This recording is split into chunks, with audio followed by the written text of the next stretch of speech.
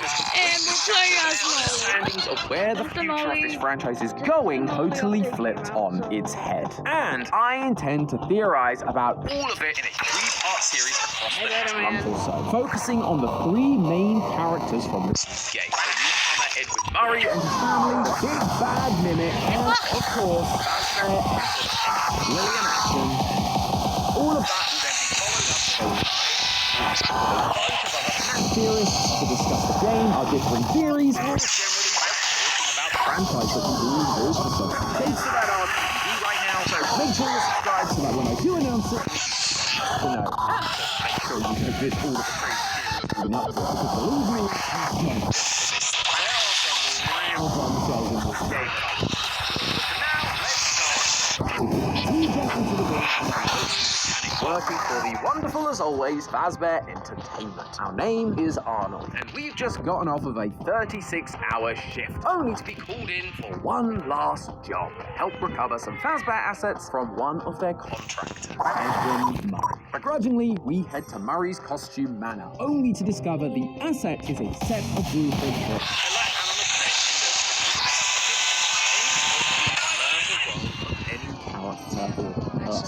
The mimic. We gain access to different areas of the facility by upgrading our data diver with different permissions, from basic to security, repair, all the way up to executive privileges, all while trying to outrun or outweight the mimic. He's going for it. Eventually we get our hands on the blueprints, only to discover that it wasn't talking to us through dispatch. It was the mimic ending to be done. This leads to one of 3 endings. Fix the mimic and then just stand there watching it. Now these guys deserve because whichever one is canon should have instead, let's turn our attention to the stuff we can discover during the game. First of our big 3 characters, Edwin. If you're a long-time viewer of this channel, or if you're one of the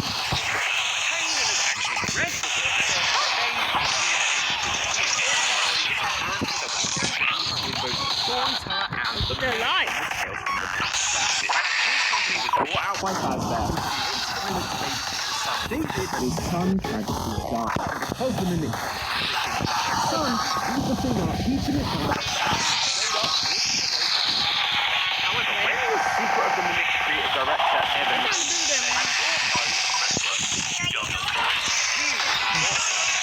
the story of Edwin is so much deeper and he's so much more tragic than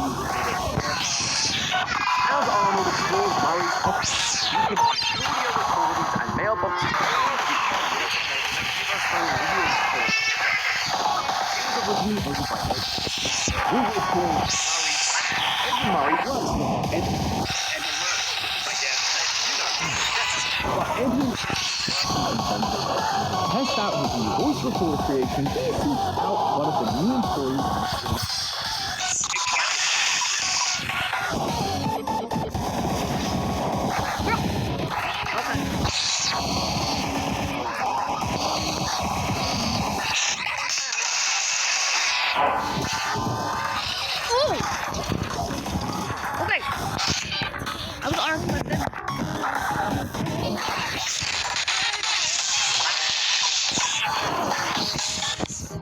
Creation. He seeks out one of the new employees and former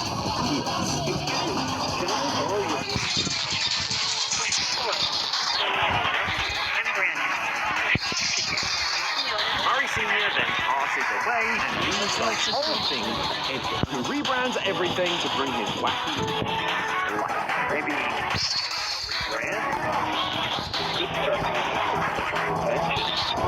together with Fiona, they invent a bunch of wild tricks. A coffee machine to learn your coffee preferences, like a cup, a Coke dinner, any size you need, and an adorable vacuum cleaner. Oh, just look at him with his tiny little boobs and his little dumpy. Anyway, alongside this, he is also making a bunch of costumes, which I suppose makes sense given that's the name of the business. But the characters we see are interesting if you're a FNAF fan. We see a handful of characters that you might recognize, like Pirate and Cowgirl Roxy, Hillbilly Monty, a puppet pirate Foxy, and the big one, a rollerblading costume of Chica.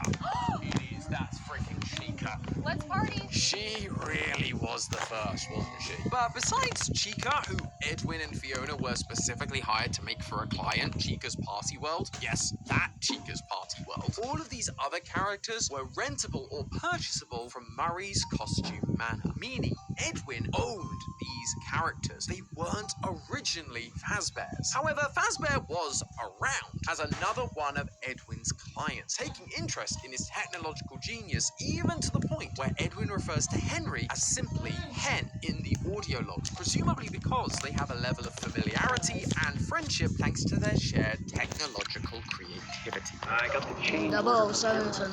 They don't seem to be as a friend anymore. But the real tragedy Hey. I mentioned his wife Fiona, but he also has a son, David, just like he did in the Elton Series. Unlike her series, though, One doesn't die in She's still around for until she tries to pass away, leaving Edwin to run the business and raise David all on his own, leading Edwin to come up with the only logical solution: build an animatronic that can babysit David. I'm censoring.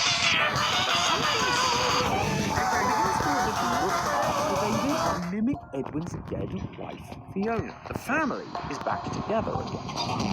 not one day David died. Leaving Edwin trying the business but only on Fiona has make another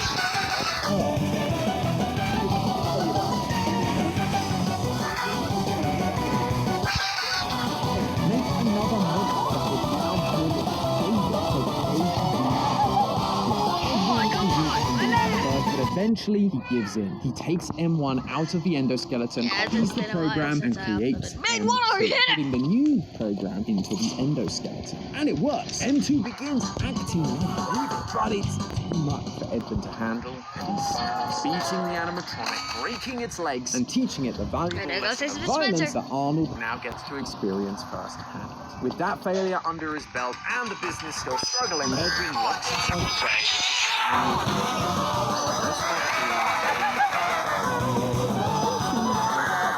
It destroys the house. That's a brand new alert. Let's go. Ending. But you see what I mean about how it upends a lot of what we thought we knew? We've got characters we thought were Fazbear's now created by someone else. We've got a wildly different setup to Edwin and his family than we saw in the book, and this is just the top level stuff that's been given to us on a plate. The more you dig That's into very these things, the more things we do to change and shift our understanding of the That's a way to but we've got some time, so let's keep this simple. We've been given a bunch of information about Edwin, his family, and his company. But what is the timeline of these events? This is FNAF, after all. Timelines are a staple for FNAF theorists everywhere. And I don't just mean a vague order of events. I mean cold, hard dates. Well, as you might expect, this game is pretty careful to leave those sorts of details. Only giving us possible days for dates at best. They even block out years so we can't place Oh, Noli Time. when has that ever stopped? Before, So let's tip, start guys, with the always very look first at teaser for this generators game. In it, before we doing saw the them number because, well, 1979 could be showing fake. up on a film reel, giving us a pretty good indication that that was An when this game example. would take place. And once we boot up the game, that does seem to still be the case. In Arnold's van, we come across his work order to collect an endoskeleton from Murray's Costume Manor. The job he is literally on. That work order contains both an issue date Okay. And a signing date, which both end up being the same date. September 7th, 1979. I suppose That means that the mimic not only faked dispatched his voice, but also sent a fake work order? And wait, does that mean that Arnold has a fax machine hidden in this van? What other mysteries does this van hold? Oh, Arnold, you teasing enigma. So, okay, we have the end of